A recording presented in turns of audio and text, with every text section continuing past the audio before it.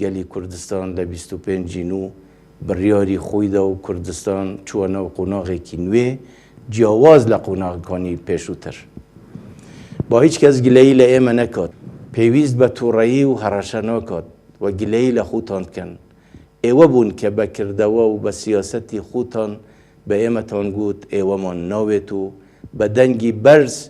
گوتان ها پیمانی کرد و شیعه نما بردوام بون لسر ازمونه که شکست خواردو باشنیه و سرکوتوش نابیتو نه ایمه و نه ایوش آسوده نابین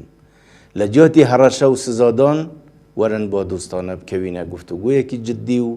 کاتی پیوستیش به دیالوگ بدین بو اوی ببینه دو دراوسی باش یکتری پیمان وایه که حوار لهمو حالت اگدا تا که ریگه بو گیشتن به آینده یکی باشتر بو هر دو لامان ام رفراندومی انجام دراوه نبو فرض کردنی امری واقعه و نبو دیاری کردنی سنوره بلکو بو اوه بو گلی کردستان به شیوه که دموکراتی و آشتیانه رأی خوی لباره چارنوسی خوی در ببرید.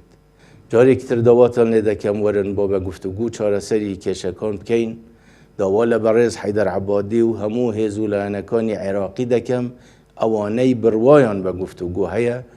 درگه حوار دانخن چونکه تنیا حوار و گفتگو چاره سره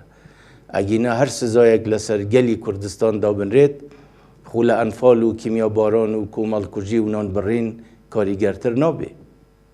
با پند لرا بردو ور بگرین ایما لهمو دو خیگدا تأکید لبرایتی کرد و عرب و همو پیکاتکان دکین و ناکوکی سیاسی لگل حکومت به هیچ شیوه یک نابه برایتی گلان تک بداد